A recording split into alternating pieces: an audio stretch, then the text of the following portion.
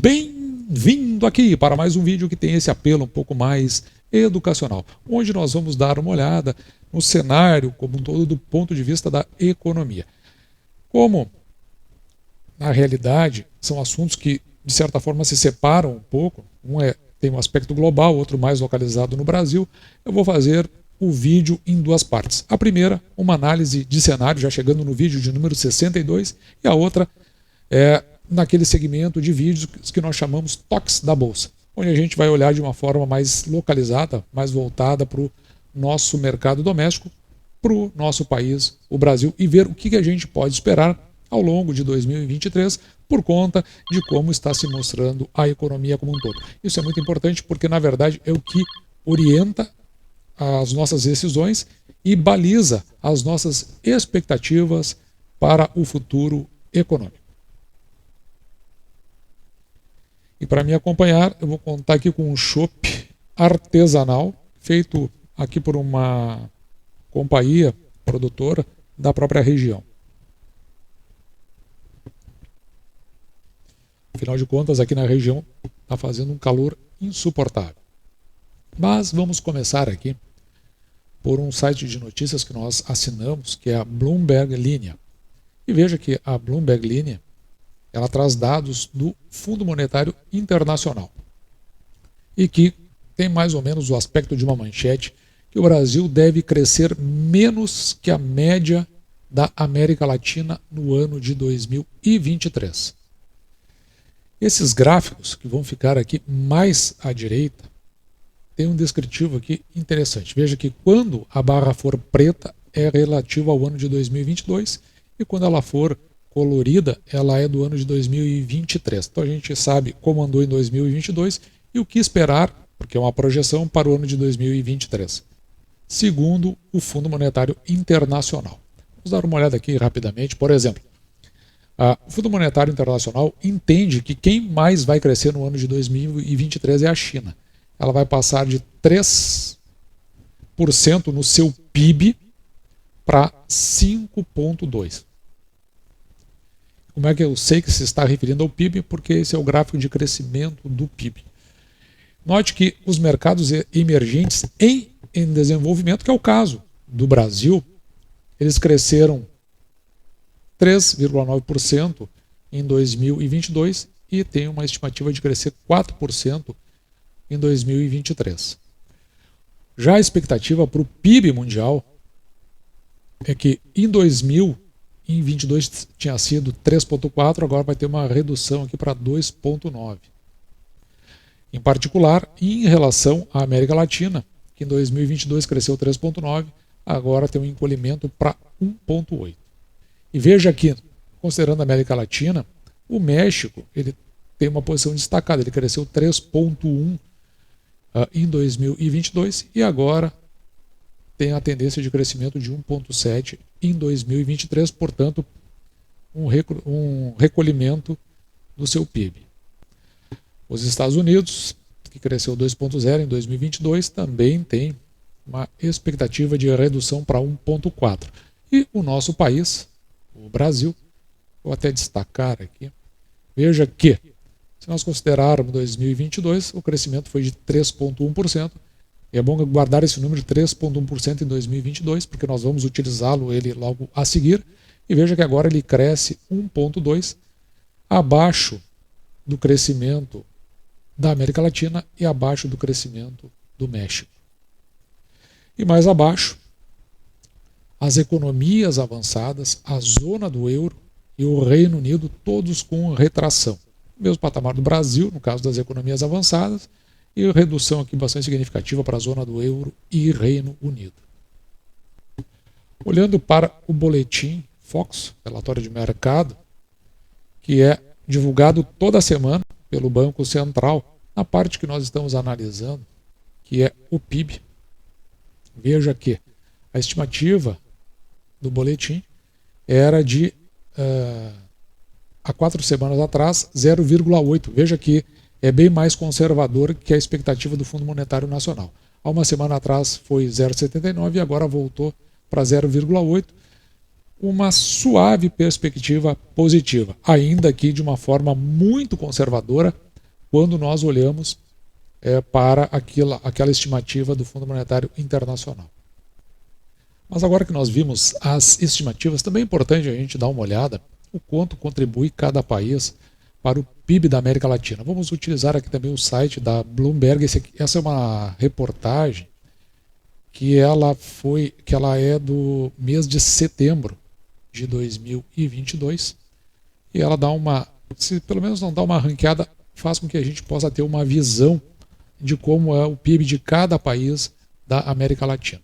Isso a gente vai encontrar mais aqui embaixo neste mapa. Então, se a gente quiser ver, por exemplo, a maior economia da América Latina é o Brasil, o seu PIB é de 1,8 trilhão.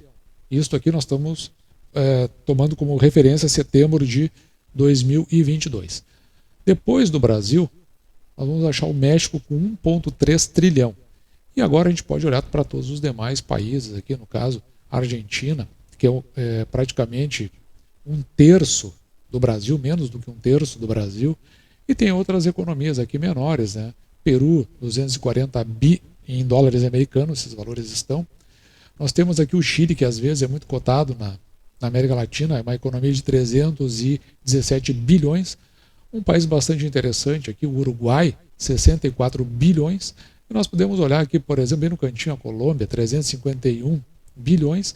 Aqui em cima, a tão comentada nos últimos tempos, Venezuela, 49 bilhões é o seu PIB, e a Colômbia com 351 bilhões. Então a gente vê que o Brasil é, de fato, a maior economia, seguida ali, tendo logo atrás dos seus calcanhares, o México, diferença de aproximadamente $500 bilhão. Mas, se o PIB brasileiro vai na frente, o que dizer então dos salários dos brasileiros frente aos demais países da América Latina? Também vamos utilizar aqui da Bloomberg linha, dá uma olhadinha um pouco mais abaixo aqui. Você pode verificar que no caso dessa reportagem, ela já é bem mais atualizada, do dia 4 de janeiro de 2023, portanto, deste nosso ano que inicia. Nós podemos verificar aqui, tem uma tabela indicando os salários. Eu tive aqui o cuidado, então tomei o cuidado de organizar os salários por países da América Latina em ordem crescente, excluindo aqui no caso a Venezuela, cujo o salário da população aqui ele bate em $8, ele está excluído dessa lista. Mas veja que quem tem o menor salário é a Argentina, de aproximadamente aqui $189 por pessoa. Depois a República Dominicana com 209, a Colômbia com $242 e o Brasil em quarto lugar, ou quinto, se colocarmos a Venezuela, com $250. Tomando à frente, a liderança, aqui está a Costa Rica com $603.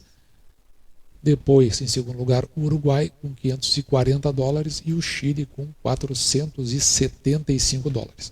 Então, em que pese o Brasil tenha a maior economia da América Latina, tem na realidade um dos piores salários.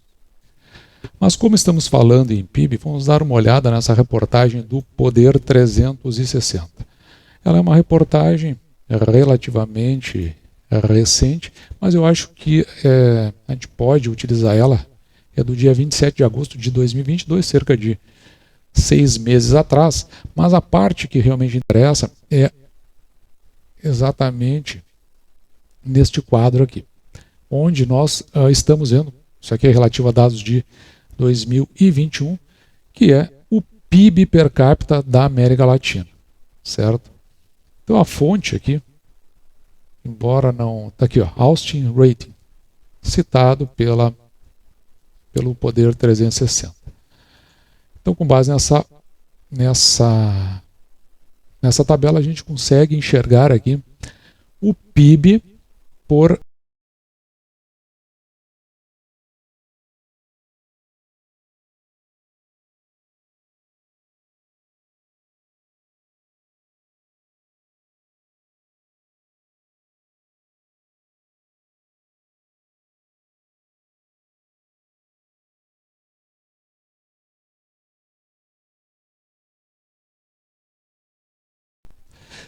E no caminho inverso ao PIB, aliás, nós encontramos a dívida pública do Brasil.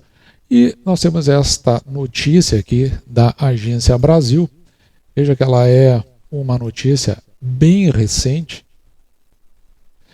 Foi publicado no dia 26 de janeiro de 2023, mas a parte que nos interessa aqui é que em 2022 a dívida pública fechou em 5,9 trilhões, que é o número que nós vamos utilizar de referência.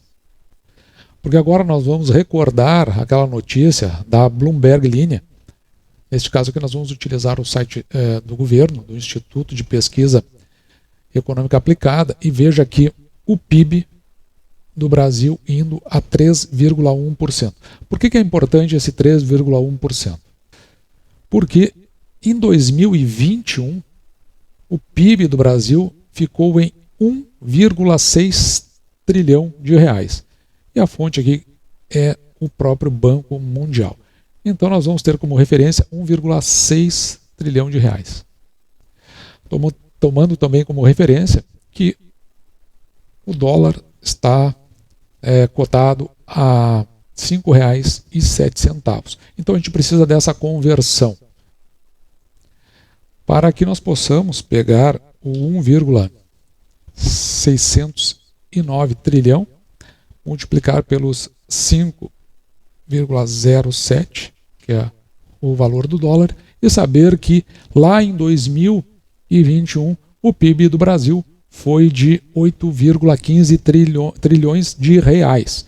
Bom, então agora nós vamos considerar o crescimento do PIB para o ano de 2022 e conforme nós podemos ver, esse crescimento foi de 3,1%. Portanto, há uma expectativa de que o PIB do Brasil ele acabe em 8,4 trilhões de reais para o ano de 2022.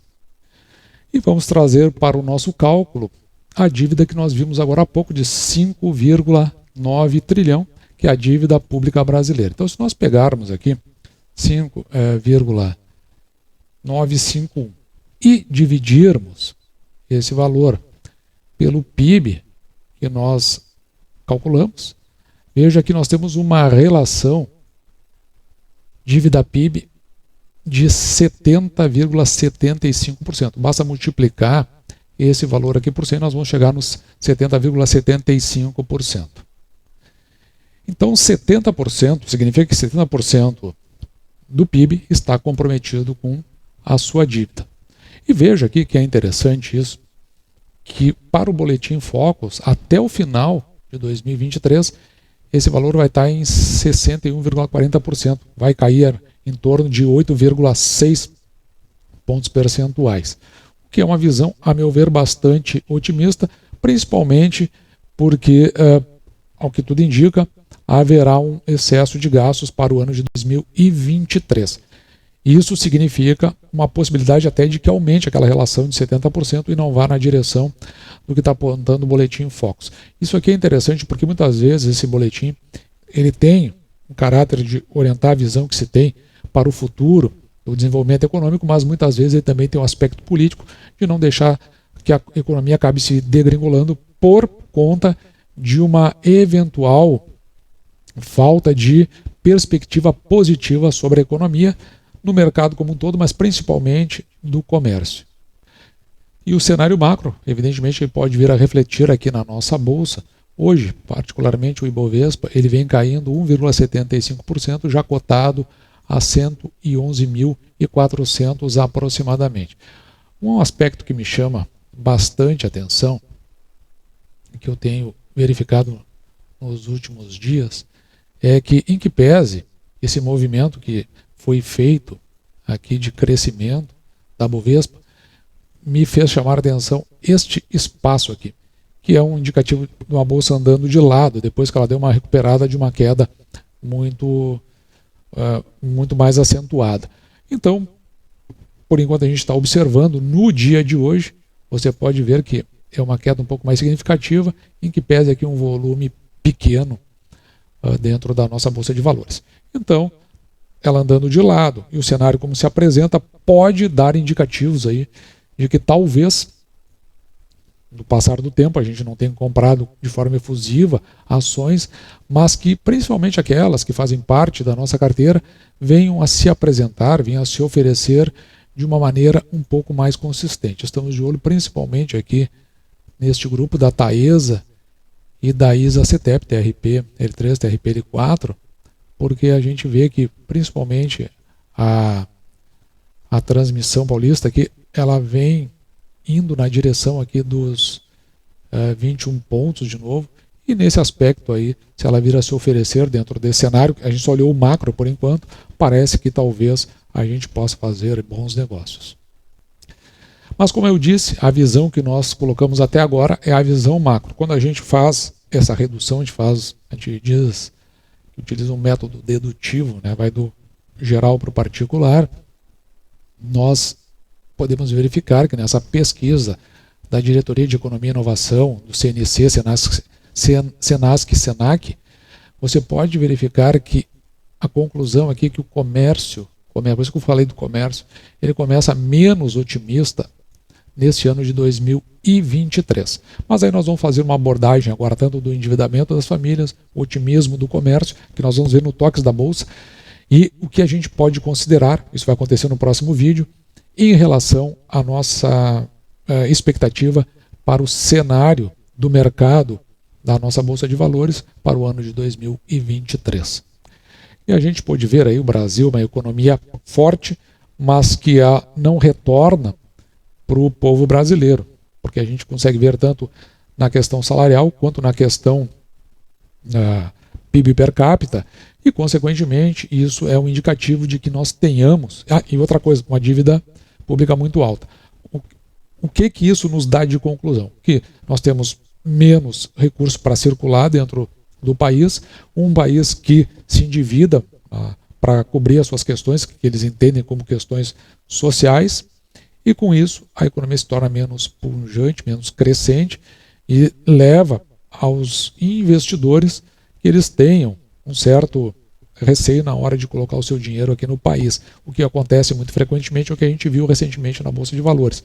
Dentro de um contexto, principalmente o capital estrangeiro, ele vem, especula, logo em seguida que ele tem os seus ganhos, ele sai do cenário e a Bolsa ela cai. Com isso, pode ser que, é o que a gente observa, que as nossas ações, principalmente essas que fazem parte da nossa carteira, venham a se oferecer, nos dando algumas oportunidades interessantes, principalmente para o exercício de 2023.